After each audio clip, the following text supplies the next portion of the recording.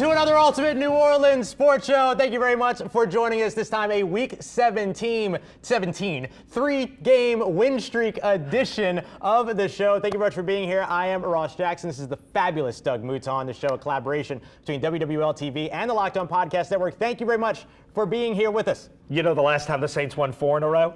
You do know because you just told me. I was going to pretend like I didn't, though. Yeah. No, I don't want you to pretend. Don't pretend. It was 2020. 2020. That was a Drew Brees, Sean Payton-led team. Drew Brees, Sean Payton. Yeah. Could we have the next Drew Brees, Sean Payton? All right, let me say this. I'm in Aquista Paces today, looking for the champagne for tonight's show, which we'll get to in a minute. And one of my friends at Aquista Paces, who offers liquor suggestions to me, says, I think we have the next Drew. Wow. And I said, wow, I don't know if I'm ready to commit to that yet. I love everything Tyler Shuck has done.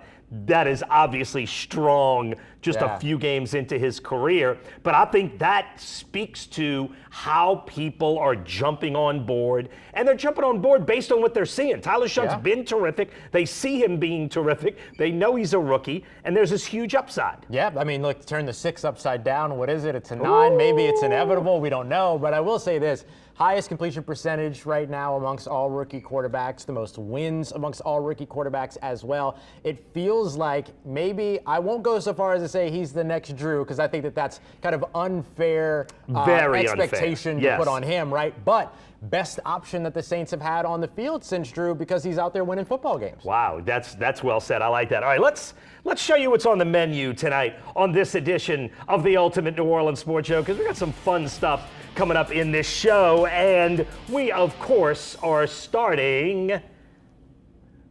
Oh, you know what? All right. We'll go back. You know what? I'll go back. Ignore it. You're not seeing any of this. There we go. You didn't see that. All right, here we go. Here's page 1. All right, the large plates tonight. You think anybody noticed that? All right, first of all, I use this picture of Justin Reed celebrating just because the vibe around town is so huge. Yeah. And we're going to talk about that. People buying in and believing. We're also going to talk about the 2 veterans who may or may not have played their last home game in the Superdome. Right. And then the small plates, which you didn't just see. Yeah, you didn't see this at all. So we're going to be taking a look at Kellen Moore, the way that this team has changed and shaken up over time. And one of our guests that we'll have today wrote a fantastic story about some of the things that he's implemented over the course of the season and how it's paid off. We'll dive into all that. And then, of course, we'll also be taking a look at this defense. There's Nathan Shepard forcing a fumble right there on rookie starting quarterback Brady Cook last week. And this is one of the best defenses we've seen in New Orleans in a while. No question about that. And all right, this is where I accidentally started this because all right, Pro Football Focus, which is an analytic website, and I know it's imperfect, but they hold every player to the same criteria. Same criteria, yep. These are the 5 rookie quarterbacks who have played significant snaps or enough snaps this season to qualify, and this is how they grade those 5 quarterbacks. Tyler Shuck, the best of the 5, the 17, is how he ranks among all NFL quarterbacks. Okay. So almost in the top half of starters, and you can see significantly better than Jackson Dart or Cam Ward. There are only 41 quarterbacks that qualify, so the 2 Cleveland Brown rookies are number 40 and number 41. Womp womp. Womp womp, which is, yes, and the Cleveland Browns are in the market for a starting quarterback. All right, a dinner guest tonight, Matthew Parrish from the Times-Picayune and NOLA.com. And as Ross said, Matthew wrote a great article about how some of the team-building exercises from 6 months ago are now paying off. Sort of the Mr. Miyagi thing that I talked about a few weeks ago. Everything about Kellen Moore is based on the long haul, and it's paying off. Seth Lewis does a spectacular job. Seth Lewis brings the greatest vibe to this show of anybody. To anywhere he is. Well said. I agree. And what you're making the last call, Christmas week. Christmas, what do we have? Classic. We're going to hit them with a French 75, and we're going to go classic. We're going to go cognac French 75 here. This is a fantastic drink, very light. If you've not had one before, you're about to fall in love with it. Yeah, French 75s are awesome. All right, just to tell you where the Tennessee Titans are right now, they are 3-12. They have the 5th pick in the draft right now. Their offense has not been good, second to last in the NFL, and Cam Ward is the 34th rated passer, because there's only 32 teams. That means some teams have 2 quarterbacks rated higher than Cam Ward. Although he's coming off his best performance of the year. Saints defense, 8 sacks this past Sunday, and the Tennessee Titans have given up 51 sacks. Yeah, and all 51 of those are Cam Ward, by the way. He's poor actually guy. tied for, he's not tied, he actually holds sole placement for number 2 most sacked quarterback in the NFL, only one behind Geno Smith at 52. Yeah, that is rough. So that could be a feeding frenzy for the Saints in that sense. The game kicks off at noon in Nissan Stadium in Nashville. You can only see it here on Channel 4. The Saints, 3-point favorites. They were 4.5-point favorites last week, but they're on the road 3-point favorites, which means Las Vegas thinks they're about 6 points, nearly 5.5 to 6 points better than the Titans, which I think is accurate from where we stand right now. This is becoming a habit. It is. The Saints as favorites is something special. The defense, we brought it up, number 1 in the NFL over the past 7 weeks. What do you think has worked more than anything else? I think one of the things that I'll highlight is Brandon Staley is doing a fantastic job putting players in position to succeed. This is something that they've talked about and that they've preached both on the offensive side and the defensive side all season, really special teams as well. The idea of putting these players in position to highlight their superpowers, as they like to say. And I think a really good example of that was Isaiah Stallbird's I was thinking sack. of that same play. They take Carl Granderson. He runs this wide arc around that peels So the tackle wide. away. So wide, and that's on purpose. They peel the tackle away. They send Demario Davis, who of course is a threat as a pass rusher, but he takes up the guard after faking into the gap. That opens up this gap, and Isaiah Stallbird comes from the cornerback spot effectively to get the sack. And so you're taking advantage of your formations, how wide you're able to utilize Carl Granderson, the talent on your defense, Demario Davis, somebody offenses pay attention to, and the athleticism of your players, Isaiah Stallbird's speed to close that gap quickly and get to the sack. Yeah, I think that's a brilliant example of what Brandon Staley does. It was a look that I'm not sure I've seen out of the Saints this year. Certainly with Stallbird splitting the gap, and he can fly. I remember watching that during the game and literally my jaw dropping. Just from this is what Brandon Staley does. Absolutely, 100%. I remember looking at that. I think I tweeted out. I said, "Oh, Isaiah Stallbird's in for this play," and then there he goes. I mean, just fantastic stuff there, and using the talents of the players well. All right, it is time now to bring in our guests. We're going to have Seth, and Matthew when we come back on the Ultimate New Orleans Sports Show.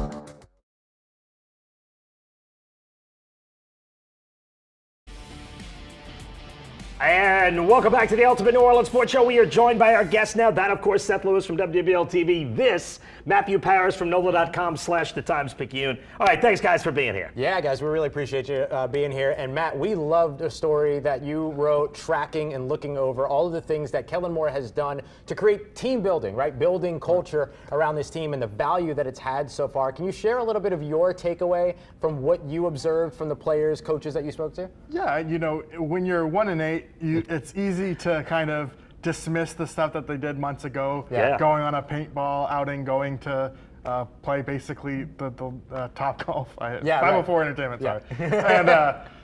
and so, but players themselves said, Juwan Johnson notably said after Sunday's win that stuff mattered. That it's one of the reasons they were able to stick together, to know who you go to war with, because they had kind of built these bonds in the offseason. And what strikes me about it is Kellen Moore, as much as he, all these activities were very intentional, he wanted these guys to be close, he's not a raw culture guy. Right. And I think that's an important mix. It's very much a players-led, let's trust the players to do the right thing, let's have them grow together, but it's not, look at the culture I'm implementing, these are my things. He still lets the main thing be the main thing, and I think it's a really nice blend, and it's paying off at the right time. And the Saints, even when they were 2-8 and 2-9, one thing we always said every week was that they were playing hard. There was buy-in. You never felt like the team had quit. Now, they said that after this game, because now they've got a few wins. They've got a little bit something to back it up. But you could feel that even while they were losing, that Kellen Moore hadn't lost the locker room. Yeah, you could still tell that there was belief. Yeah. And I was talking with Justin Reed in the locker room earlier today, and he talked about how a lot of times when you have so many losses and you get eliminated from the playoffs, that you would expect for a team maybe to splinter, or for a team to roll the ball out there and just say, hey, it's been good. And kind of like what the Jets did. Kind of like what the Jets did, right? But that this team had a bond, and that they always had a belief that they would get to this point. They didn't know how they would get to this point, but they always had that belief. And I think he also mentioned too that right now they're the hottest team in the NFC South. And even in the conversation, I'm like, can you imagine if this was like college basketball and you had a conference tournament coming up? The Saints would be the most dangerous team in the NFC South. The one no one wants to play. Nobody wants to play them. You know what I mean? That's good. And so I think that's maybe the coolest thing. And it also shows that team building should be put over tanking. Oh, yes. Sorry, I want to jump in on that, because I think that is one of the things I've been preaching so much over the course of this sort of final stretch of the season. We talk a lot about draft picks being building blocks and everything. Maybe sometimes they're building blocks, sometimes they're not. You know what's a good building block?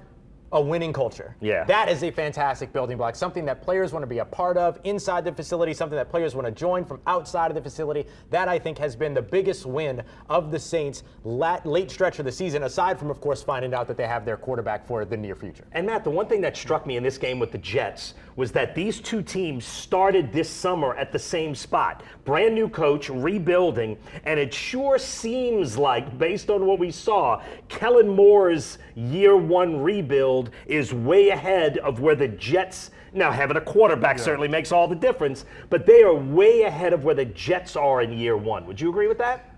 Yes, but I think that you look at the way that these teams approach the trade deadline. Right before the trade deadline, the Jets were actually kind of the scrappy, look at how hard they're fighting for the coach, the same things we're talking about now with the Saints, but they traded away some of their best players, and then it just nosedived. Yeah.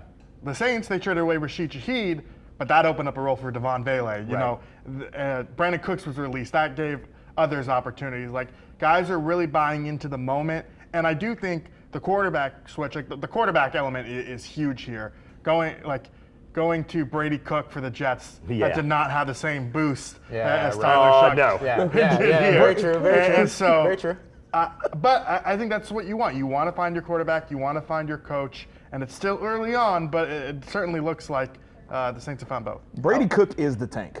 Oh, yeah. Yes. They are full tank mode right now. I will say that how you find your quarterback matters. I spoke to John Butchko, who's our Locked On Jets host, before the game up again between the Saints and the Jets. And one of the things that he talked about was that the reason why the Jets are in their 5th rebuild in 15 years, his words, not mine, is that they traded all of their assets away to get the quarterback and then couldn't build around the quarterback, and therefore the quarterback was unsuccessful. Right. So it was this weird cyclical, sick kind of situation. Right. Whereas New Orleans gets their quarterback potentially at the number 40 overall pick without having to give up assets. Asset management, of course, a big part of it. Speaking of kind of where this team can go next, this weekend taking on the Tennessee Titans in Nashville. Let's get to our boil water advisory here and what it is that we're most concerned about. Everybody knows the boil water advisory. You get it and you go, you groan. So what is it that maybe makes you most concerned, maybe makes you cringe the most going into this matchup? Seth, can we start with you? Yeah, let's start with me. Oh, that's cool. I'm good with that.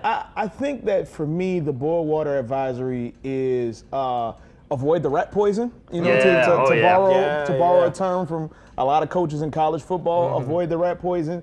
Like, look, everybody's feeling good. You're seeing second lines outside of the Superdome, right? Like you're hearing people say the Saints are going to the Super Bowl and they've been eliminated from the playoffs. Weeks. and that's great. Like, that's great for fan excitement. It's great for that building. But you can't smell your own stuff and feel like it smells good. You know what I mean? You got to still remember the position that you're in and remember, that boiled water. That boiled water that water stinks. It does. So don't get caught up in your own hype. You know, continue to keep the focus where it needs to be. Yeah, you worded it better than I was going to, but that's exactly where I was going to go. You just stay grounded. You got there by being the scrappy underdog. Keep being that team. What is the Achilles heel on this team as you see it right now? Well, right now it might be the injuries. You know, the defense is playing so well. Everything's kind of going right from a vibe standpoint. But if Alvin Kamara, you know, they had a walkthrough today. He wasn't out there. If he can't go, Cesar Ruiz, another interior offensive lineman, is hurt and might miss his second straight game. And so that's the thing that's been so impressive is Tyler Shuck's been able to kind of elevate his supporting cast. Yeah. But at some point, is it going to catch up with them? Can they run the ball better? Because he can't do everything by himself. You know, you have to support your young quarterback.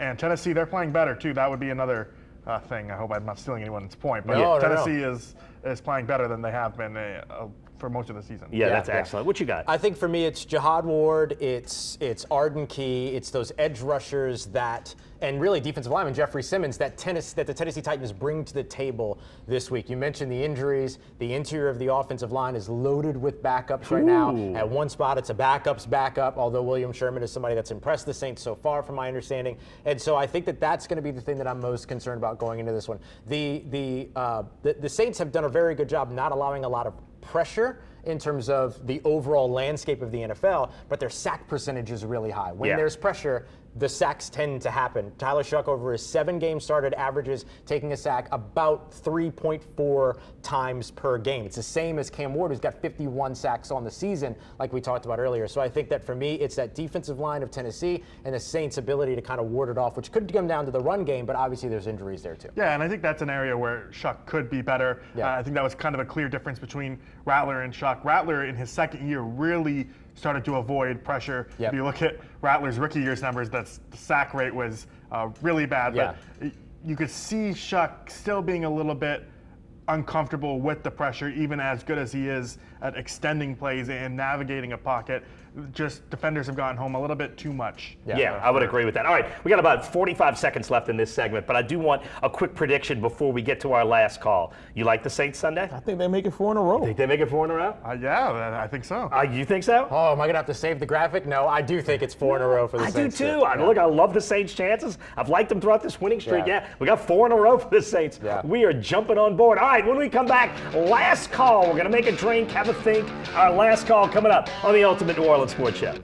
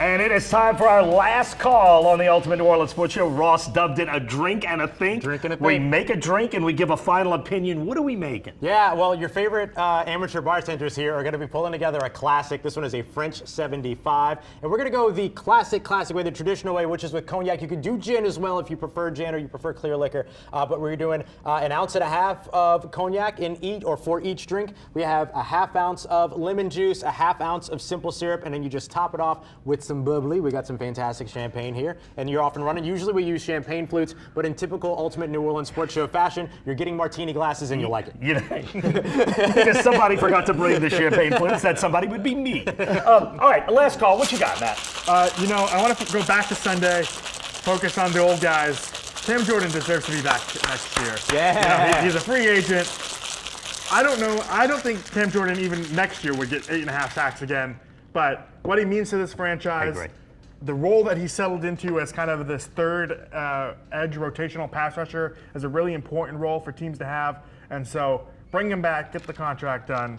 I love that. and He'd do come it. back on a one-year deal, don't I you think think? so. Oh, yeah. I think they will get that done. All right, Ross, you're going to go last, but Yep. we're going to switch sports. What you got, Seth? Well, look, I think my last call is on the Pelicans. And Yeah. I think a part of the vibes and a part of the reason why everybody's dancing outside of the Superdome and the arena Yeah. is because of what the Pelicans are doing, too. They have Yeah. a 5-game winning streak going on right now, and that is the second largest win streak currently in the NBA entering today. The Spurs are the only team with a longer win streak right now than the New Orleans Pelicans. Derek Queen has turned out to be a really nice story, especially when you think about so much criticism that has come from trading that draft pick. And so for him and Yeah. Sadiq Bey, Zion Williamson coming off the bench, Yep. but Love the it. buy-in from everybody, Yeah. I mean, it's just been a really cool thing to witness. And I'm going to piggyback on that. Seth and I didn't talk about what we were going to talk about for this, and we both had the same idea, except mine is about James Borrego. I think the Pelicans have their next coach. I love what James Borrego has done since taking over as the Pelicans head coach. He's mixing up rotations. He's not rooted to any one thing. He's changing things up in a beautiful way. They won't beat a really good Houston team last Thursday. Zion didn't play down the stretch because he wasn't effective against the length of Houston. Then the next game they come out against Indiana and he's crushing Indiana, so he scores 29. Borrego has mixed and matched and coached really well, and the team has bought in. Yeah, it's been awesome. Hey, how about this? Cheers to the city of New Orleans. Yes. Because you We got deserve 2 winning this. streaks You going. deserve this. It's Yes. fun. Especially Cheers at to the end New of Orleans this year. sports fans. Yeah, we absolutely. deserve it. 100%. Take a quick sip. Yeah. Classic. Yeah. I went a little heavy on the lemon, but it's good. I was gonna say, But it's good. lemon It's very forward. lemony. It's very sweet. I know. Yes. I know. That's Matt good, loves yeah. his sours. I so don't mean that'll that in a work. bad way. No, but it's very good. Classic drink. All right, I'll wrap up here. For me, this was. Hey, Chris, how are you, buddy? This one's for Chris Olave. For me, the where we have seen Chris Olave perform here so far this season has been absolutely outstanding, especially going into last week's game where you saw him be the only option at the wide receiver position. The Jets knew it, the Saints knew it, and he still sets a career high with 148 receiving yards and 2 touchdowns. 1 tutty from Tyler Shuck, another tutty from Tay himself, Taysom Hill. And so I love what we've seen from Chris Olave so far stepping into this role. He is now just 8 catches and 2 receiving touchdowns away from being the first ever New Orleans Saints player to have 100 receptions in a season, 1,000 receiving yards in a season, and 10 touchdowns in a season. He could be the franchise first to get that done. And I'll say this too, Matt, when you watched him post-game at that podium and he talked about where he was last year, about thinking about retiring at 24, if that didn't ingratiate him to you, then something's wrong with you, right? I mean, it was a moment of like personal opening up that, I mean, I'm sitting in this post-game press conference where you don't get stuff like that often. Right. And I thought it was a beautiful moment. I mean, yeah, to admit that you were considering retiring at 24 years old, that's how serious his concussions were. But for him to bounce back from that, and something Kellen Moore today said too was, Chris Olave was there the whole offseason. He really bought in once he decided that he was going to play. He's had big moments. And he's had moments too where the drop against Miami, the way that he's responded to adversity every time has been really important. Yeah, Absolutely. Yeah, and he seems to have bought in with Tyler Shuck too. Well, and look, I was just going to say a last cheers to Taysom Hill. Yeah. Oh my God. One more. Yeah, one more Yeah, cheers to one Taysom more. Hill. For Taysom. First in the Super Bowl era with 1,000 passing yards, rushing yards, receiving yards. I think that he's a lock for the Saints Hall of Fame, but I also think he should be in the Saints Ring of Honor one day too. I love it. All right, we are out of time. Yep. We're You all want to take wrapped us up. out? Oh yeah, we'll do it. Hey, Oh. we appreciate it. We're gonna go over to the WWL Plus app. It's free. Go download it. We got another half hour of conversation. Thank you very much for joining us here today on the Ultimate New Orleans Sports Show. We will see you again soon. Cheers. Happy holidays.